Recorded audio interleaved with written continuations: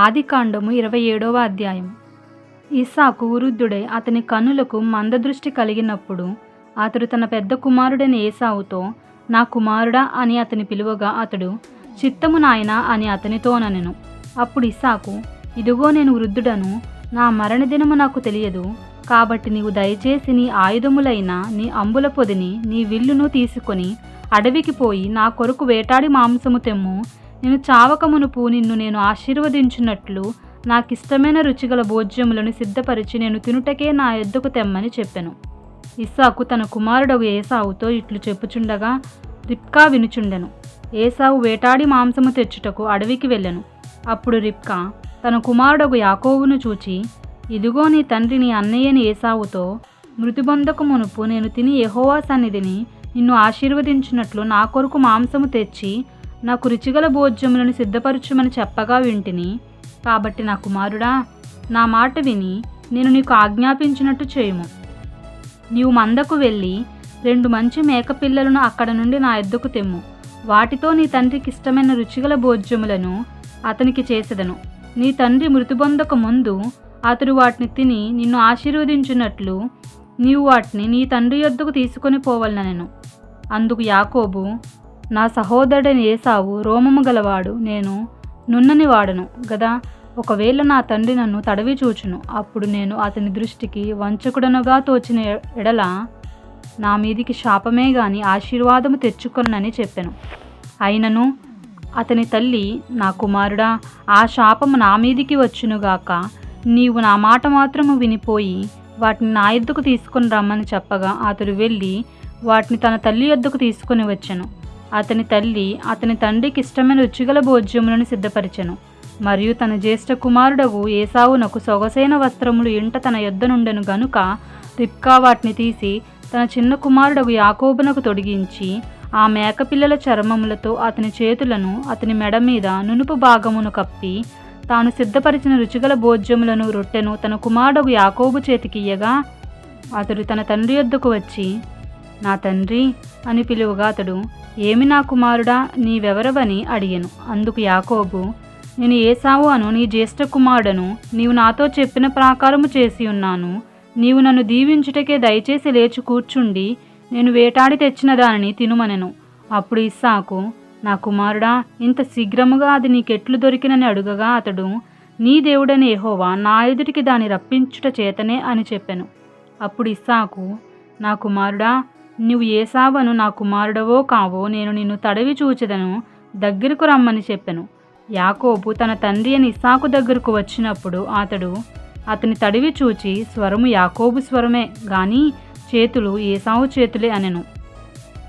యాకోబు చేతులు అతని అన్నయ్యని ఏశావు చేతుల వలె రోమము గలవైనందున ఇస్సాకు అతన్ని గుర్తుపట్టలేక అతన్ని దీవించి, ఏశావు అను నా కుమారుడవు నీవేనా అని అడుగగా యాకోబు, నేనే అనెను. అంతటా అతడు, అది నా యొద్దకు తెమ్ము, నేను నిన్ను దీవించినట్లు నా కుమారుడు వేటాడి తెచ్చినది తిందుననెను. అతడు తెచ్చినప్పుడు అతడు తినెను. ద్రాక్షారసము తేగ అతడు త్రాగెను. తరువాత అతని తండ్రి అయిన ఇస్సాకు, నా కుమారుడా, దగ్గరకు వచ్చి నన్ను ముద్దు పెట్టుకోమని అతనితో చెప్పెను. అతడు దగ్గరకు వచ్చి అతని ముద్దు పెట్టుకొనెను. అప్పుడు అతడు అతని వస్త్రములను వాసన చూచి అతని దీవించి ఇట్లనెను, ఇదిగో నా కుమారుని సువాసన యెహోవా దీవించిన చేని సువాసన వలెనున్నది. ఆకాశపు మంచును భూసారమును విస్తారమైన ధాన్యమును ద్రాక్షారసమును దేవుడు నీకు అనుగ్రహించుగాక. జనములు నీకు దాసులగుదురు, జనములు నీకు సాగిలపడుదురు. నీ బంధుజనులకు నీవు ఏలికవై ఉండుము. నీ తల్లిపుత్రులు నీకు సాగిలపడుదురు. నిన్ను శపించువారు శపింపబడుదురు, నిన్ను దీవించువారు దీవింపబడుదురుగాక. ఇస్సాకు యాకోబును దీవించుటైన తరువాత యాకోబు తన తండ్రి అని ఇస్సాకు ఎదుటి నుండి బయలుదేరిన వెళ్ళిన తక్షణమే అతని సహోదరుని ఏశావు వేటాడి వచ్చెను. అతడును రుచిగల భోజ్యములను సిద్ధపరిచి తన తండ్రి యొద్దకు తెచ్చి, నా తండ్రి నన్ను దీవించినట్లు లేచి నీ కుమారుడు వేటాడి తెచ్చిన దాని తినుమని తన తండ్రితో ననెను. అతని తండ్రి అయిన ఇస్సాకు, నీవెవరవని అతన్ని అడిగినప్పుడు అతడు, నేను నీ కుమారుడను, ఏశావు అను నీ జ్యేష్ఠ కుమారుడనగా ఇస్సాకు మిక్కిటముగా గడగడా వణుకుచు, అట్లయితే వేటాడి భోజ్యమును నా యొద్దకు తెచ్చిన వారెవరు? నీవు రాకమునుపు నేను వాటన్నిటిలో తిని అతనిని నిజముగా దీవించి తిని అతడు దీవింపబడినవాడే అనెను. ఏసావు తన తండ్రి మాటలు వినినప్పుడు దుఃఖాక్రాంతుడే పెద్ద కేక వేసి, ఓ నా తండ్రి, నన్నునూ దీవించుమని తన తండ్రితో చెప్పెను. అతడు, నీ సహోదరుడు కపటోపాయముతో వచ్చి నీకు రావలసిన దీవెన తీసుకొని పోయెను. ఏసావు, యాకోబు అను పేరు అతనికి సరిగానే చెల్లినది. అతడు నన్ను ఈ 2 మార్లు మోసపుచ్చెను, నా జ్యేష్ఠత్వము తీసుకొనెను. ఇదిగో ఇప్పుడు వచ్చి నాకు రావలసిన దీవెనను తీసుకొనెనని చెప్పి, నా కొరకు మరి ఏ దీవెనయూ మిగిల్చి ఉంచలేదా అని అడిగెను. అందుకు ఇస్సాకు, ఇదిగో అతన్ని నీకు ఏలికనుగా నియమించి అతని బంధుజనులందరినీ అతనికి దాసులుగా ఇచ్చి తిని, ధాన్యమును ద్రాక్షారసమును ఇచ్చి అతని పోషించి తిని గనుక నా కుమారుడా, నీకేమి చేయగలనని ఏసావుతో ప్రత్యుత్తరం ఇయ్యగా ఏసావు, నా తండ్రి, నీ యొద్ద ఒక దీవెనయే ఉన్నదా? నా తండ్రి, నన్ను కూడా దీవించుమని తన తండ్రితో చెప్పి ఏసావు ఎలుగెత్తి అడవగా అతని తండ్రి ఇస్సాకు, నీ నివాసము భూసారము లేకయు పైనుండి పడు ఆకాశపు మంచు లేకయు నుండును. నీవు నీ కత్తి చేత బ్రతుకుదువు, నీ సహోదరునికి దాసుడవగుదువు. నీవు తిరుగులాడుచుండగా నీ మెడ మీద నుండి అతని కాడి విరిచివేయుదువు అని అతనికి ఉత్తరమిచ్చెను. తన తండ్రి యాకోబుకిచ్చిన దీవెన నిమిత్తము ఏసావు అతని మీద పగపట్టెను. మరియు ఏసావు, నా తండ్రిని గూర్చిన దుఃఖదినములు సమీపముగా ఉన్నవి, అప్పుడు నా తమ్ముడని యాకోబును చంపెదననుకొనెను.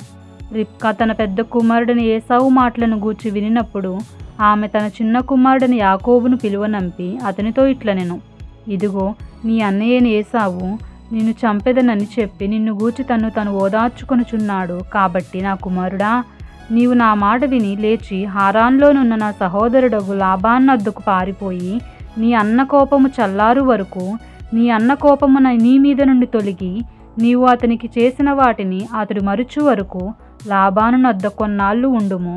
అప్పుడు నేను అక్కడ నుండి నిన్ను పిలిపించెదను. ఆ ఒక్కనాడే మీ ఇద్దరిని నేను పోగొట్టుకొననేలా అనెను. మరియు రిబ్కా ఇస్సాకుతో, హేతు కుమార్తెల వలన నా ప్రాణము విసికినది. ఈ దేశస్థురాండ్రైన హేతు కుమార్తెలతో వీరి వంటి ఒక దానిని యాకోబు పెండ్లి చేసుకున్న నెడల నా బ్రతుకు వలన నాకేమి ప్రయోజనమనెను.